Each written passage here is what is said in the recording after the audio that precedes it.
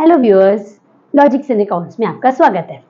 हमने अपने previous video में कैश फ्लो स्टेटमेंट के बारे में कुछ इंपॉर्टेंट बातें बताई थी कि कैश फ्लो स्टेटमेंट क्या है, कैश एंड कैश इक्विवेलेंट्स क्या होते हैं, ऑपरेटिंग एक्टिविटीज़ क्या होती हैं, इन्वेस्टिंग एक्टिविटीज़ क्या होती हैं, फाइनेंसिंग एक्टिविटीज़ क्या होती हैं। आज हम ये करेंगे कि इनको कैलकुलेट कैसे करते हैं, बेसिक कॉन्सेप्ट क्या है कैलकुलेशन की। ठीक है, अच्छा पहले आपको ये बता दें कि हम जो कैश फ्लो स्टेटमेंट ये डिस्कस अभी कर रहे हैं, हम जो है इनडायरेक्ट मेथड यूज कर रहे हैं। इनडायरेक्ट मेथड जो अभी हम इस वीडियो में यूज कर रहे हैं वो इनडायरेक्ट मेथड यूज कर रहे हैं। अब पॉइंट ये आता है कि कैसे बनाना है। ठीक है, अच्छा देखिए हम स्टार्ट करते हैं कैलकुलेशन कि कैश फ्लो स्टेटमेंट बननी कैसे है। ठीक है, ये हो गया। हमने सबसे पहले इधर हेडिंग में लिखा कैश फ्रॉम ऑपरेटिंग एक्टिविटीज। हमारी प्रीवियस वीडियो को जरूर देख लीजिएगा अगर आपने नहीं देखा, क्योंकि उस पे हमने ना इसकी बेसिक कॉन्सेप्ट समझाई हुई है। आज तो हम ये बताएंगे इसको कैलकुलेट कैसे करना है, लेकिन होता क्या है वो जरूर आपको पीछे देखना चाहिए, तभी आपको ये आज का वीडियो ज्यादा अच्छे से समझ जाएगा। ठीक है, ओके चलिए कैश फ्रॉम ऑपरेटिंग एक्टिविटीज इसको कैसे कैलकुलेट करते हैं। आपको याद होगा कि हम जब नेट प्रॉफिट कैलकुलेट करते हैं तो उसके लिए हम अगर कंपनी है तो वो बनाती है statement of profit and loss. अगर वो सोल प्रोप्राइटरशिप है फर्म है या फिर पार्टनरशिप फर्म है तो वो बनाती है क्या नाम है trading and profit and loss account. हम इस कॉन्सेप्ट को समझने के लिए ना हम profit and loss account, trading and profit and loss account use करते हैं। आपको पता है कि जो इसको हम इनकम स्टेटमेंट भी कहते हैं ना, trading and profit and loss account भी कह सकते हैं। कंपनी है तो उसको statement of profit and loss कहती है इसको, और हम इसको इनकम स्टेटमेंट भी कहते हैं। इसमें क्रेडिट साइड में क्या लिखा जाता है? क्रेडिट साइड में लिखा जाता है पहले सेल्स। हम इसको ना कंबाइन करके लिख रहे हैं। वैसे ट्रेडिंग का अपना तरीका है, उसके अंदर फॉर्मेट ट्रेडिंग अकाउंट में लिखना है, डायरेक्ट एक्सपेंसेस आते हैं, इसमें इनडायरेक्ट आते हैं P&L अकाउंट में। अभी हम सारी बातों को एक बड़ा बेसिक से लेकर चल रहे हैं कि सेल्स क्रेडिट साइड में आता है।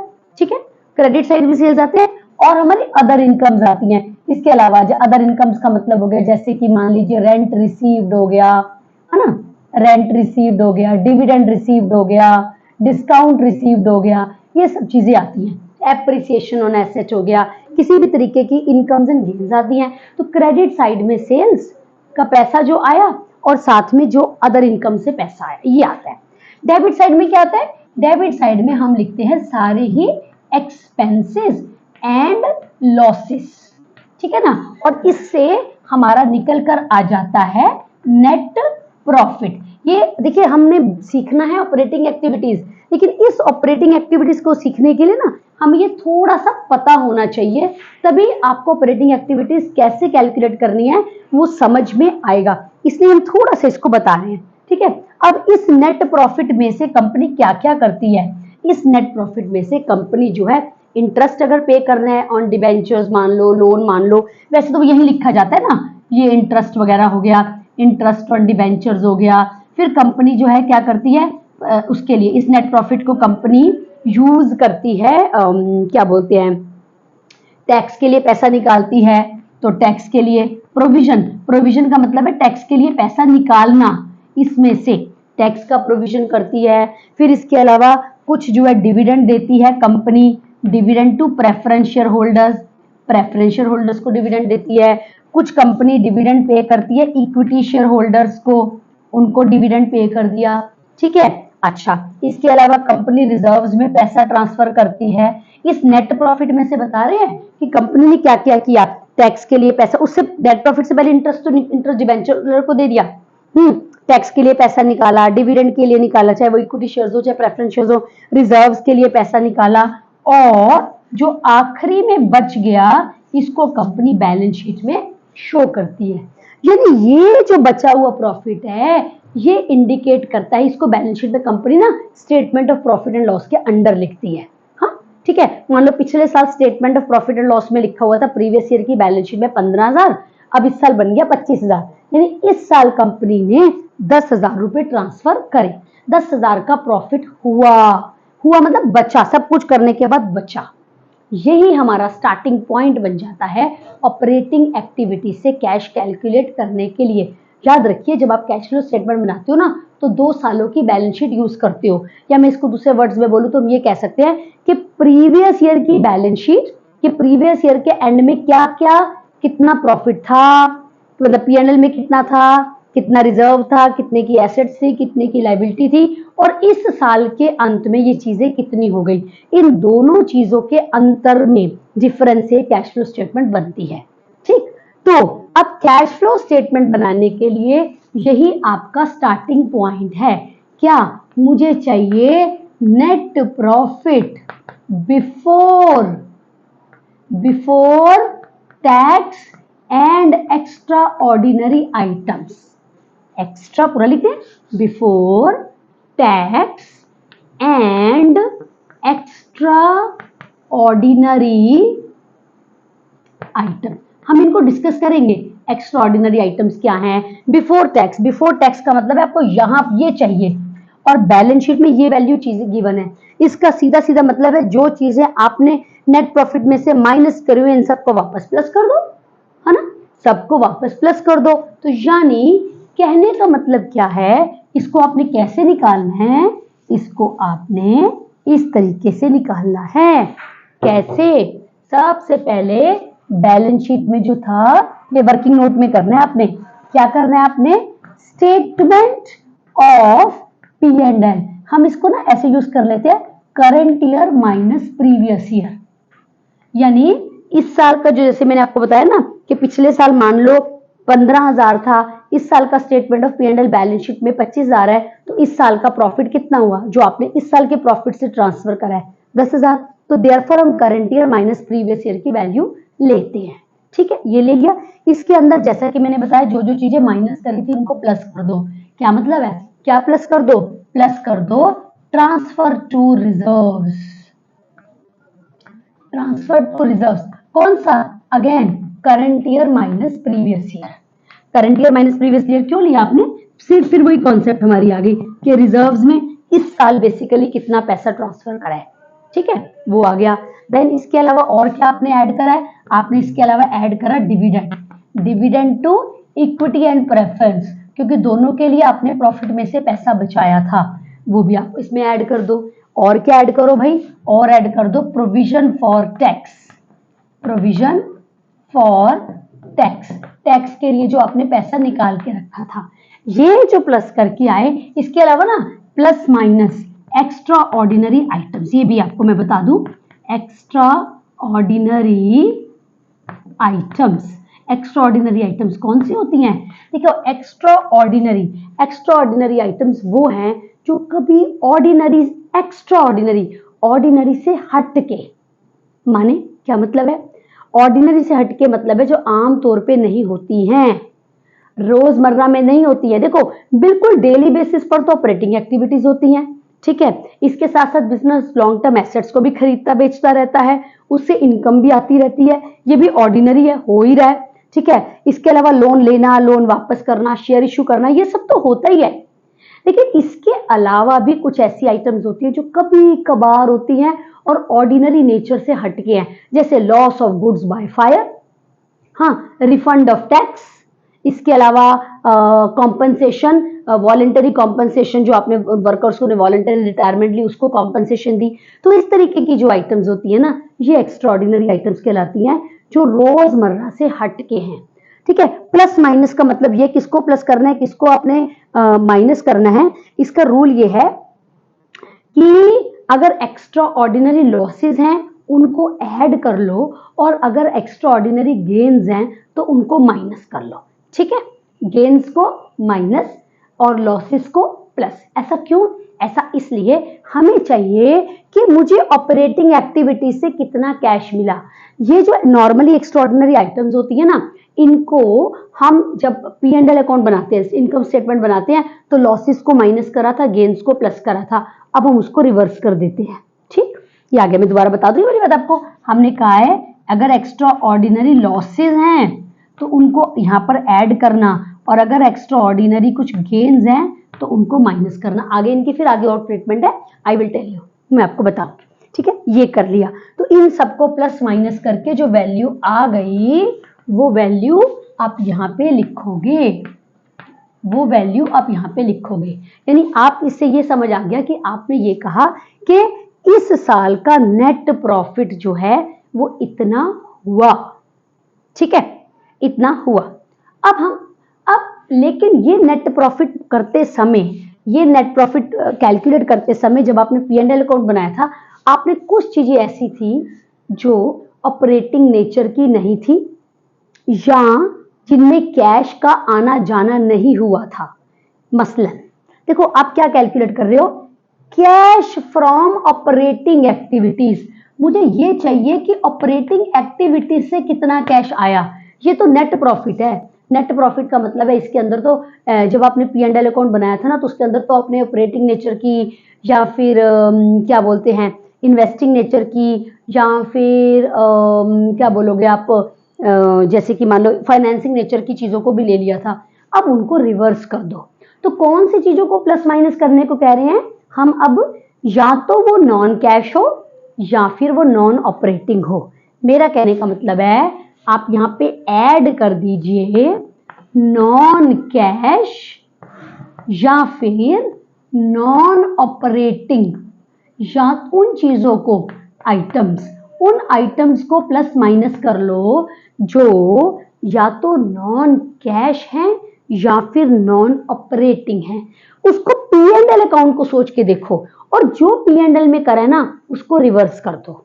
जैसे डेप्रिसिएशन है तो ऑपरेटिंग नेचर का, पर ये नॉन कैश है, क्योंकि जब आप डेप्रिसिएशन चार्ज करते हो तो किसी को पैसा देते थोड़ा हो। जैसे रेंट पेड है, ऑपरेटिंग है, तो रेंट पेड तो आपने रेंट दिया ना, कैश तो गया।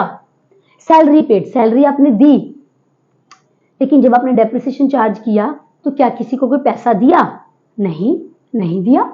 तो देयरफॉर ये है तो ऑपरेटिंग लेकिन ये नॉन कैश। मैं अब उन चीजों को अब हमें रिवर्स करना है जो P&L अकाउंट बनाते समय जो या तो नॉन कैश नेचर की थी या नॉन ऑपरेटिंग नेचर की थी। तो ऐसी कौन सी चीजें हैं? ऐसी चीजें हैं कौन कौन सी? एक तो डेप्रिसिएशन, ठीक है, इसके अलावा इंटरेस्ट ऑन लोन कह लो या डिबेंचर्स कह लो, ठीक है। अभी बताते हैं इनको प्लस माइनस क्या करना है, कैसे करना है। इसके अलावा और क्या है भाई? इसके अलावा और क्या आता है? इसके अलावा और आते हैं हमारे लॉस ऑन, लॉस या फिर discount on issue of shares, sorry debentures. Debentures हमने डिबेंचर वाले टॉपिक में बताया था, अगर आपको नहीं याद हो एक बार वीडियो देख लेना, आपको याद आ जाएगा। इस टॉपिक को हमने अलग से समझाया था कि हम कहते हैं कि अगर हमारे पास SPR में पैसा है तो हम लॉस को या डिस्काउंट को वहां से राइट ऑफ करते हैं, लेकिन अगर नहीं है तो P&L से करते हैं, वहां से राइट ऑफ करा, पर किसी को पैसा दिया थोड़े ना, किसी को पैसा दिया थोड़े ना, तो नॉन कैश नेचर का हुआ, है ना, ठीक है ना। इसके अलावा और क्या भाई? इसके अलावा जैसे हो सकते हैं, मान लीजिए प्रीलिमिनरी एक्सपेंसेस, रिटर्न ऑफ का मतलब होता है इसको आपने P&L अकाउंट से लिया, ठीक है। ये भी हमारे ये जो है ना प्रीलिमिनरी एक्सपेंसेस, रिटर्न ऑफ का मतलब हमने राइट ऑफ करा वहां से, तो भाई राइट ऑफ करा तो कोई पैसा दिया थोड़े ना राइट ऑफ करने के लिए। हाँ, इसके अलावा intangible assets return of, intangible से मेरा मतलब है जैसे कि गुडविल है, पेटेंट्स हैं, इन सबको राइट ऑफ करा मतलब खत्म किया, पैसा थोड़ा किसी को दिया, फिर वही बात हो गई ना, ये तो डेप्रिसिएशन जैसी कॉन्सेप्ट हो गई ना। तो डेप्रिसिएशन हो गया, इंटरेस्ट ऑन लोन हो गया, इंटरेस्ट ऑन लोन मतलब पेड की बात हो रही है। ये सब चीजें आप प्लस करोगे। क्यों प्लस करोगे भाई? क्योंकि नेट प्रॉफिट निकालते समय आपने इनको डेबिट साइड में लिखा था, यानी कि माइनस किया था, ठीक है। और कुछ चीजें ऐसी थी जिनको आपने प्लस कर दिया था, उनमें या तो कैश नहीं दिया था या वो ऑपरेटिंग नेचर की नहीं थी। कौन सी पॉसिबल है? जैसे डेप्रिसिएशन का रिवर्स एप्रिसिएशन, हालांकि ये आइटम बहुत कम है होगी, लेकिन बाय चांस हो तो आपको पता होना चाहिए, एप्रिसिएशन मान लो। इसके अलावा इंटरेस्ट या फिर डिविडेंड, इंटरेस्ट या फिर डिविडेंड या फिर मेजरली या फिर रेंट रिसीव्ड। देखो इनमें पैसा तो आया, रिसीव्ड है, पैसा आया, लेकिन ये नॉन कैश, लेकिन ये नॉन ऑपरेटिंग है। क्यों? क्योंकि हमने जैसे वीडियो में बताया था कि लॉन्ग टर्म एसेट्स को खरीदना बेचना और उनसे रिलेटेड इनकम, आपके पास कोई जगह पड़ी थी, आपने उसको रेंट पे दे दिया, तो वो तो हमारी ऑपरेटिंग इनकम नहीं है ना। हाँ, अगर कोई प्रॉपर्टी का ही बिजनेस करता है उसके लिए ऑपरेटिंग है, वो नहीं फिर करेगा, फिर वो नहीं करेगा। ऐसे ही इंटरेस्ट की बात हो गई, इंटरेस्ट रिसीव्ड, भाई हमारे पास हमने कई पैसे इन्वेस्ट कर रखे थे हमारे बिजनेस ने, देखो एक तो बिजनेस अपने एसेट्स में इन्वेस्ट करता है, लेकिन इसके अलावा कहीं किसी और कंपनी के उसने शेयर्स खरीद लिए, कहीं और इन्वेस्ट कर दिया, तो उसको इंटरेस्ट या डिविडेंड मिल गया, तो वो तो उसका ऑपरेटिंग नेचर नहीं है ना। ऑपरेटिंग नेचर का मतलब होता है जो आप असली काम कर रहे हो उससे रिलेटेड जो आइटम्स हैं आपकी, उससे रिलेटेड जो एक्टिविटीज हैं, तो ये इन सबको नेट प्रॉफिट निकालते समय आपने प्लस किया था, अब यहां पर माइनस कर लो। ठीक है, तो नेट प्रॉफिट के अंदर आपने नॉन कैश और नॉन ऑपरेटिंग आइटम्स को प्लस माइनस कर लिया। क्या रूल क्या है? जिनको नेट प्रॉफिट निकालते समय माइनस किया था उनको प्लस करो, और जिनको प्लस किया था उनको माइनस कर लो। ये प्लस माइनस करने के बाद आपके पास क्या निकल आएगा? आपके पास निकल आएगा cash from operating activities before working capital changes. मैंने इसको यहाँ पर लिख देती हूँ, सेकेंड पार्ट में आते हैं। ठीक है, आई एम श्योर ये आपने नोट कर लिया होगा। साथ साथ पॉइंट्स है, जैसे वीडियो को थोड़ी देर पॉज करके इंपॉर्टेंट पॉइंट्स को नोट करते जाइए, अपनी नोटबुक में लिखिए, तभी आपको याद रहेंगे। तो ये क्या निकला? ये हमारा निकला कैश फ्रॉम ऑपरेटिंग एक्टिविटीज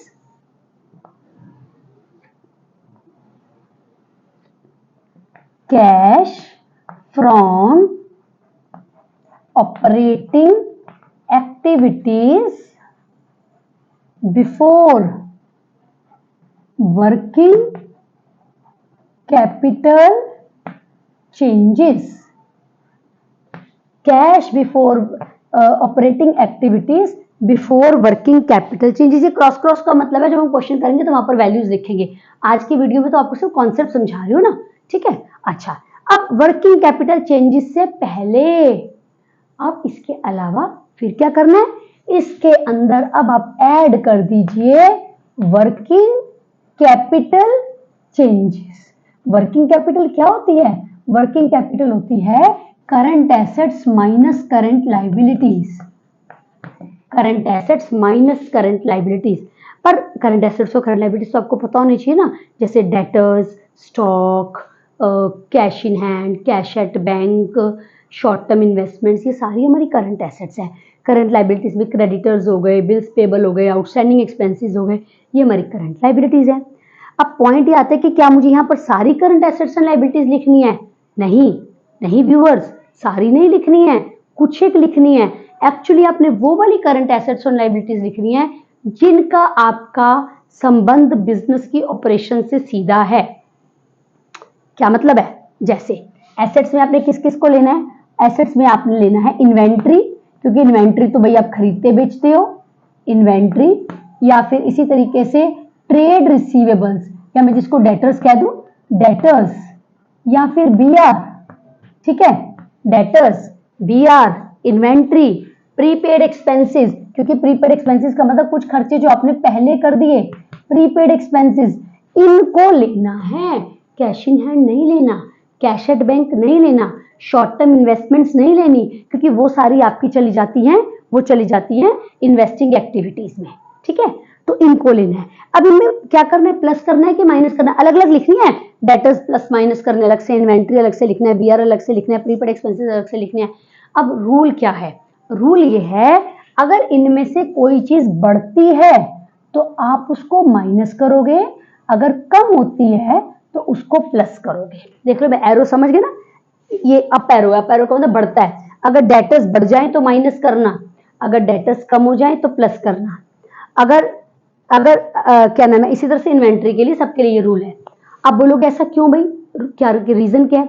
इसका रीजन ये है कि देखो, मैं एक एग्जांपल लेते हैं। कैश फ्लो स्टेटमेंट ना पूरा एक बेसिक कॉन्सेप्ट पर फोकस करता है। वो ये है कि अगर कैश इंक्रीज होता है तो प्लस करो, आता है तो प्लस करो, जाता है तो माइनस करो। हाँ, अब देखो, जैसे मान लो इन्वेंट्री है, इन्वेंट्री इंक्रीज हो गई। इंक्रीज कैसे हुई होगी भाई? आपने खरीदी होगी तो कैश दिया होगा, ठीक है ना, इसलिए हमने उसको बढ़ने पर माइनस करा।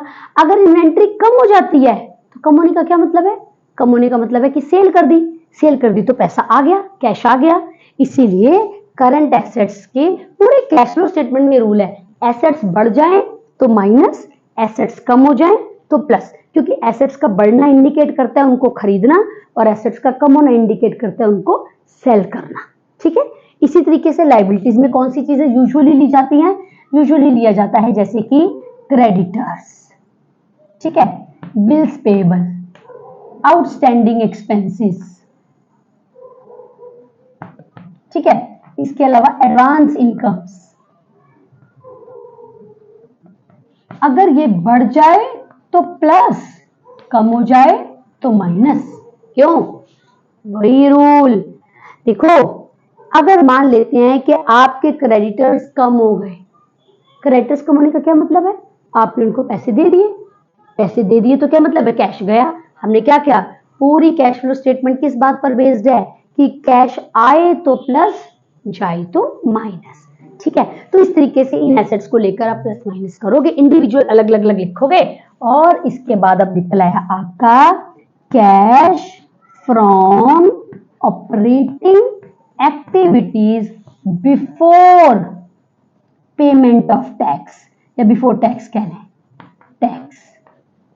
ये टैक्स से पहले इतना कैश था, अब आपने टैक्स भी तो दिया, पेमेंट भी तो करी, पेमेंट, टैक्स का पेमेंट करना ऑपरेटिंग एक्टिविटी है। सो इसमें से अब आप माइनस कर लीजिए टैक्स पेड, या अगर कोई एक्स्ट्रा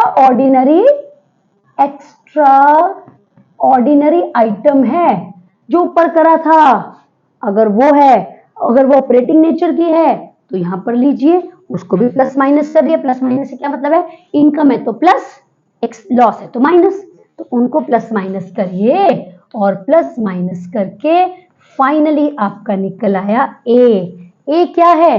देखिए, हमने यहां डिफाइन किया था ए को, कैश फ्रॉम ऑपरेटिंग एक्टिविटीज, तो ये निकल आया कैश फ्रॉम ऑपरेटिंग एक्टिविटीज, ठीक है। अच्छे से बोर्ड को देखिए। I will now come to cash from investing and financing. I hope आपने ये बोर्ड नोटिस कर लिया होगा। मैं एक मिनट साइड में जाऊं ताकि आप इसको क्लिक करके इसको नोट साथ में करिएगा, ठीक है। ये पूरा ना एक ही लॉन्ग स्टेटमेंट बनती है, हमारे पास बोर्ड में जगह नहीं थी तो हमने इसको यहाँ कंटिन्यू करा है, पर वैसे एक ही बनती है, ठीक है। चलो, अब हम चलते हैं अपने सेकेंड पार्ट पे, cash from investing activities. Cash from investing activities में ना उन सारी एक्टिविटीज को कंसीडर कर लीजिए जो जहां पर बिजनेस ने पैसा इन्वेस्ट करा है, या तो लॉन्ग टर्म एसेट्स में करा होगा या किसी तरीके की इन्वेस्टमेंट्स ली होंगी, चाहे वो लॉन्ग टर्म हो या शॉर्ट टर्म हो, ठीक है। तो यहाँ पर क्या आ जाएगा? यहाँ पर आ गया बी हमारा। जैसे ए हमने डिफाइन किया था कैश फ्रॉम इन्वेस्टिंग एक्टिविटीज, अब हम डिफाइन करेंगे कैश फ्रॉम, सॉरी ऑपरेटिंग था ना, अब करेंगे कैश फ्रॉम इन्वेस्टिंग एक्टिविटीज, ठीक। वो हम कैलकुलेट करेंगे। कैसे करेंगे? क्या? एसेट्स को लीजिए। कौन सी एसेट्स? फिक्स्ड एसेट्स ले लो, fixed assets, machinery, building, equipments वगैरह। अगर इंक्रीज हो रही है तो माइनस करो, क्योंकि इंक्रीज होने का मतलब खरीदा, ठीक है। और अगर डिक्रीज हो रही है, देखो वैसे डिक्रीज तो डेप्रिसिएशन के कारण भी हो सकती है ना, तो अगर डेप्रिसिएशन है वो मैंने क्वेश्चन में बताया जाता है, नहीं तो फिर हम क्वेश्चन के हिसाब से अपने देखकर समझते हैं। अगर डिक्रीज हो रही है तो मतलब सेल कर दिया तो ऐड कर दिया, यानी कहने का मतलब है परचेजेस अगर करी है तो उसको माइनस कर लो, अगर सेल करी है तो उसको ऐड कर लो। इसी तरीके से हमारी इन्वेस्टमेंट्स हो गई, चाहे वो लॉन्ग टर्म हो या शॉर्ट टर्म हो, सेम रूल अप्लाई करेंगे, ये वाला ही ये अप्लाई करेंगे। इसके अलावा इनकी इनकम्स कैसे? जैसे कि रेंट रिसीव्ड, है ना, जिनको आपने नॉन कैश में, क्योंकि नॉन कैश नॉन ऑपरेटिंग में, नॉन ऑपरेटिंग का मतलब आप करिए ऑपरेटिंग नहीं है भाई, ऑपरेटिंग नहीं है तो क्या है? या तो इन्वेस्टिंग है या फाइनेंसिंग है, तो उसमें से इन्वेस्टिंग नेचर की चीजें हम यहाँ पर लेकर आ गए। तो इंटरेस्ट रिसीव्ड या फिर डिविडेंड, ये वर्ड समझ आ रहा है ना, इंटरेस्ट रिसीव्ड या फिर डिविडेंड रिसीव्ड, उसको प्लस कर लो। जब आप प्लस कर लोगे तो हमारा ये सारा निकल आएगा B, cash from investing activities. ठीक है, अब आइए C, cash from financing activities. इसमें क्या है, sources of finance, shares, debentures, liability side के आइटम्स लीजिए। हाँ, तो जैसे कि हमारे शेयर्स हो गए, हमारे डिबेंचर्स हो गए, लोन हो गया, बैंक ओवरड्राफ्ट हो गया, बैंक ओडी हो गया, ये एटसेट्रा, इस तरीके की कोई पब्लिक डिपॉजिट्स हो गया। इंक्रीज हो जाए तो प्लस, डिक्रीज हो जाए तो माइनस। इंक्रीज होने का मतलब आपने और शेयर्स लिए, और शेयर्स इशू करे, और डिबेंचर इशू करे, और लोन लिया, ठीक है, तो प्लस। कम हो जाए मतलब वापस कर दिया तो पैसा गया। इसके अलावा इनके कुछ खर्चे हो सकते हैं। कैसे खर्चे हो जा सकते हैं, जैसे कि मान लीजिए इंटरेस्ट पेड, डिविडेंड पेड, इनको माइनस करो तो प्लस माइनस करके हमारा सी भी निकल आया, कैश फ्रॉम फाइनेंसिंग एक्टिविटीज। तो हमने ऑपरेटिंग एक्टिविटीज से कैश कैसे निकाला ये सीखा, इन्वेस्टिंग से कैसे निकाला ये सीखा, फाइनेंसिंग से कैसे निकाला इसको सीखा, और फिर इन तीनों को ABC तीनों को प्लस करा तो हमें पता चल गया कि पूरा कितना चेंज आया कैश में, जैसे कि हमने वीडियो 1 अपने प्रीवियस वीडियो में बताया था। ठीक है, तो आज हमने क्या करा, हमने बेसिक बातें डिस्कस करी आपसे। अब अगले क्लास में, अगले वीडियो में हम आप उसको क्वेश्चंस के थ्रू करके दिखाएंगे। ठीक है, हमारे वीडियो को लाइक करना और सब्सक्राइब करना नहीं भूलना आपने, ताकि हमें भी मोटिवेशन मिले और हम और वीडियोस आपके लिए लेकर आए, राइट। और क्या नाम है, नेक्स्ट इसको अच्छे से समझिए, देखिए, और नेक्स्ट वीडियो को वेट कीजिए जिसके अंदर हम जो है क्वेश्चंस करके दिखाएंगे। ठीक, till then goodbye all of you.